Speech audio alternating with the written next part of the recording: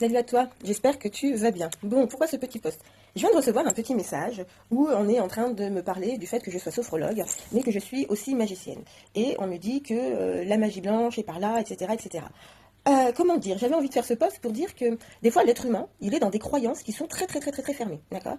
Je disais la dernière fois à un client, une cliente, enfin une âme qui vient me voir, que quand tu commences à t'éveiller, que tu commences à comprendre un peu le monde qu'il y a autour de toi et ce que tu peux ressentir, plus tu t'élèves et plus finalement tu viens avoir des éléments de tes vies antérieures. Et je disais à cette personne qui était venue me voir, je disais mais heureusement que je vis dans ce contexte-là, parce qu'avant les sorcières on les brûlait. Et aujourd'hui je tombe sur un message où l'on me finalement, c'est important que je ne fasse pas l'amalgame entre la sophrologie et le côté magie, etc., etc.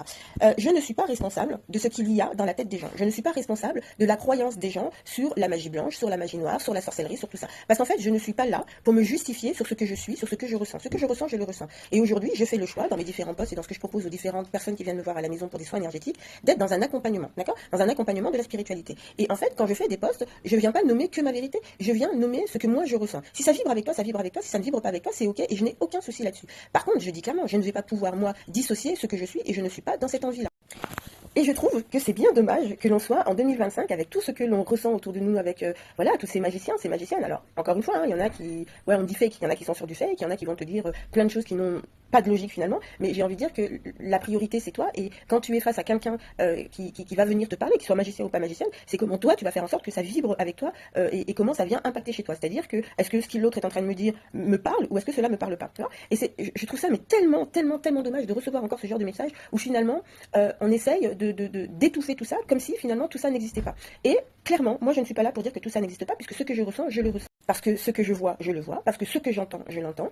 Parce que quand je ressens de la souffrance, quand je ressens que le corps appelle à l'aide, quand je ressens voilà, qu'il y a des âmes autour de moi, quand je ressens qu'il faut faire des nettoyages énergétiques, que ce soit dans nos propres intérieurs ou que ce soit dans les extérieurs, dans les maisons, etc., je n'ai pas moi à me justifier sur ce que je suis, et je ne peux pas, je le dis clairement, me dissocier. Parce que ce n'est pas ce que je veux. Je l'ai tellement fait pendant de très très longues années que ça m'a tellement finalement déconnecté de moi-même qu'aujourd'hui, je ne suis même pas dans cette idée de quoi que ce soit. Là, aujourd'hui, je suis pas en train de me justifier, je suis juste en train de me dire, mais oh my god, est-ce qu'on est sérieux encore aujourd'hui de se dire, d'être dans ces croyances-là et de se dire, mais non, en fait, il faut pas parler de ça, faut pas parler de ça, mais si c'est pas en vibration avec toi, j'ai envie de te dire que c'est pas mon problème à moi en fait.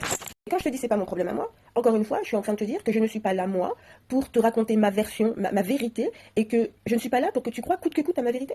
Pas du tout. Moi je suis là pour partager ce que je ressens. Moi je suis là pour être celle que je suis finalement. Et si je dérange, je suis bien désolée pour ceux que je dérange, mais je vais continuer à rester là en fait. Je vais continuer à être celle que je suis. Je vais continuer d'accompagner toutes les âmes qui ont besoin d'aide dans leur parcours de vie et dans leur parcours de spiritualité. Parce qu'en fait, c'est ça qui me fait vibrer en fait. Et c'est parce que j'ai parcouru ce chemin-là qui m'a permis d'être là aujourd'hui, d'être là devant vous, de vous dire tout cela. Et il y en a peut-être qui vont se dire, ouais, ça raconte, etc. Encore une fois, c'est ta version, c'est ta croyance, c'est comment tu perçois les choses.